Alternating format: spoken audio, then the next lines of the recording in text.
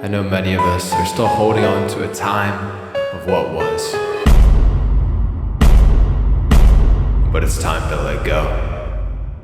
For example, that GTX 1070 that you bought in 2016 for $380 is now going for about 120 bucks on the used market. That reflects what it's actually worth nowadays. Know that if you're here viewing this video right now, then you have 1,000 IQ. You and I, we can both find the silver lining and find the good deals that are on the market right now. On the left is the GTX 1070 that we were just talking about, and on the right, you can get a GPU for $280 brand new right now. No, it's not in the latest gen, but it's still brand new. And if you want to get really technical, your money was worth more in 2016. $380 back then. Today will be about $477. Let's go ahead and check out how this GTX 1070 and this RX 6700 10GB perform. Kicking it off with The Last of Us Part 1, the game acclaimed for its VRAM optimization. We're starting at 1440p native low. I was trying to get the 1070 to actually be able to run this game at 1440p, and as you can see, it's only getting about 36 FPS, 122% faster in the bottom right.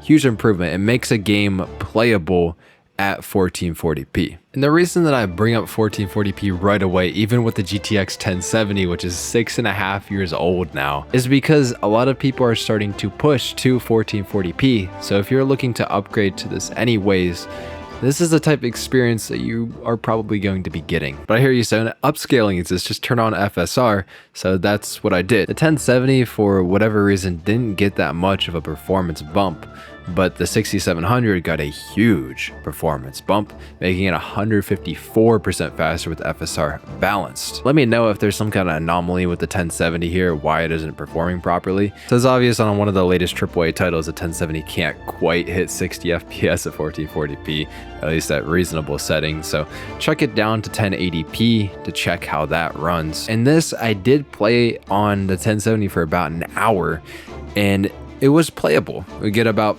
50 FPS average, but the 6700 obviously is just blowing it out the water, getting over 100 FPS, just absolutely chilling. Something else to point out is it's not just the price, is similar on these GPUs, but the power consumption is also really close. So the 6700 is delivering a lot more performance for about the same power. So let's move on to our next game, which is Fortnite, which seems like it's going to be the real killer of the GTX 1070 and maybe a lot of Pascal generation when it comes down to it, because Unreal Engine 5 is what Fortnite is in right now. That is going to be a very popular engine with up and coming games. We'll have to see how this pans out, but in this case here, 1440p native, low settings in DirectX 12, the 6700 is 140% faster than the GTX 1070. And I'd love to test the GTX 1070 max settings in Fortnite. I didn't even attempt it because given that the 6700 runs like this at max settings, I don't think it would be possible, guys. It doesn't seem like the GTX 1070 even has a chance at maxing out games in Unreal Engine 5 for the future. I chose to show low settings here just because that's all the 1070 could really do.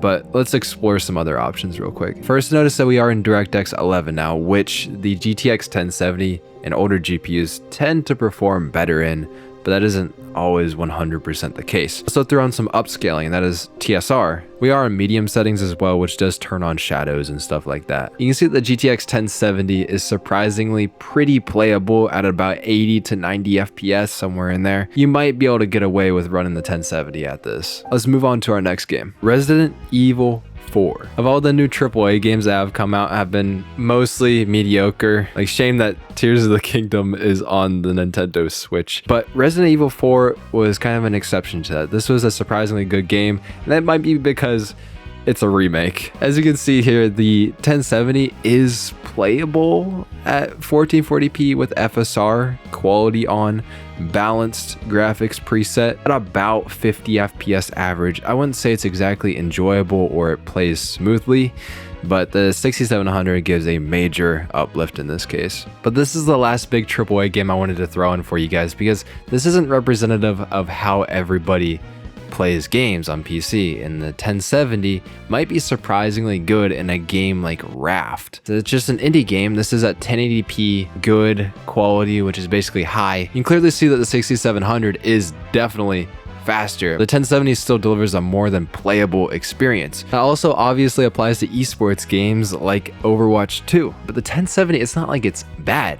Say, you could drop settings or the resolution scale just a little bit more to max out a 144Hz monitor. And that's why I'm gonna bring it back to Fortnite, because if you use the performance API, which is basically the competitive settings for the game, you get really good FPS on the 1070, and I had no complaints with it whatsoever. It felt super smooth and very, very playable. Now obviously this mode looks like crap. The real downfall is you don't get anti-aliasing with it, so yeah, it's pretty bad. But if you're being realistic with your graphics settings and what games that you choose to play, you can have a good time with the GTX 1070 even in 2023. But if you are seeking some of the more graphically demanding games, then it might be a struggle on a GPU like the 1070. I was barely able to get Last of Us to run at 60 FPS. Not only do you get more FPS at the same settings on a new GPU, but you also have the ability to up the settings. Like Last of Us wasn't pretty on low settings, but on the 6700 you could up it to high. The game looks a lot better. It makes the game a lot more immersive when you have higher quality settings in it. But this really does got me feeling that the GTX 1070 and Pascal in general,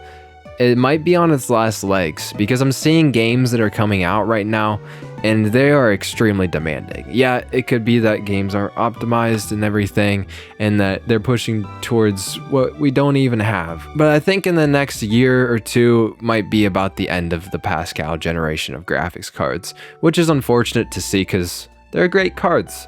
I think only the 1080 Ti realistically has a chance of holding up in the long term. So that's the point I'm trying to make. It isn't necessary you upgrade your graphics card, but I wouldn't get discouraged by the new market right now. New generation cards don't look that good, but there are plenty of deals to be found out there on the new and used market. But if you need a little help like finding those deals, I did make a video at the beginning of May that went over some of the best graphics cards deals out there. But a few of those things don't hold up right now because prices have changed a little bit. From Daniel in here, he's showing off this deal. 3060 Ti is going for $280. 8GB graphics card, pretty good at 1440p.